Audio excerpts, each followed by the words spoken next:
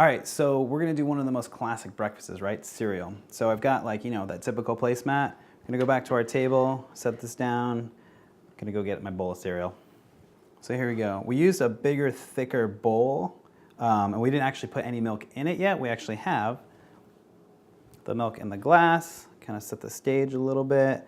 We put a lot of cereal in there. We also bulked up the fruits just in the top. I think the milk, it's good the milk's not in there because they'd float around. All right, so let's add, I don't know if you can tell, but I'm really digging the napkins.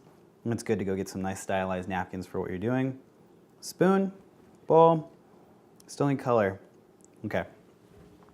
Breakfast, banana. Again, I'm gonna put that closer to the background just to add some color in the background and bring it to light. I might actually move them closer together, pull this forward a little bit. Kind of want to see the inside of that strawberry. Kind of looking at how the light shines against the strawberry, and there's gonna be some blacker contrast right here. All right, here we go. I'm gonna take a shot without our bounce stuff, just see what it looks like, see where we're at. Okay, so our 45 degree. I'm gonna pull this stuff a little bit closer so that we're away from the edge of the table. I don't have to worry about the background as much.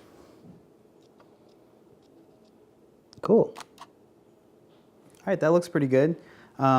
Actually, it looks really good. You can still kind of see some of the contrast is not as contrasty as I think I'd like. Again, I'm kind of like the stylistic with the contrast and the darker on one side. Maybe a bright breakfast with the white bounce might be better. Maybe one thing we might try too is just adding some Cheerios in the front here. Oh, too much. Might need to be careful with that. So we can clean it up, stylize some around. Try not to make it look messy, but still appetizing. Let's try that again.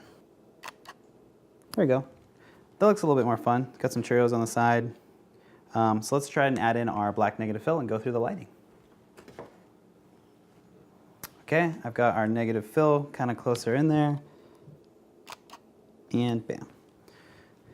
So the cool thing about this shot and having that negative fill, you can really see that it brings in some shape on the spoon, which is really cool. The reflection is actually just the black part. And if you had a bigger, blacker foam core, that will make that shape of the spoon look better. Also, it makes the spots on the strawberries and this side a little bit brighter, which I think make it pop more. Let's try it and see what it looks like with the white bounce, because that might be early morning bright breakfast. So I'm kind of positioning the spoon so that the white is the reflective part as opposed to the black. And that's kind of a trick in reflective things. Car commercials do that quite a bit, actually, using big white bounce surfaces and black bounce surfaces to shape metallic objects. Let's take a picture here. Oh yeah. So this is significantly brighter.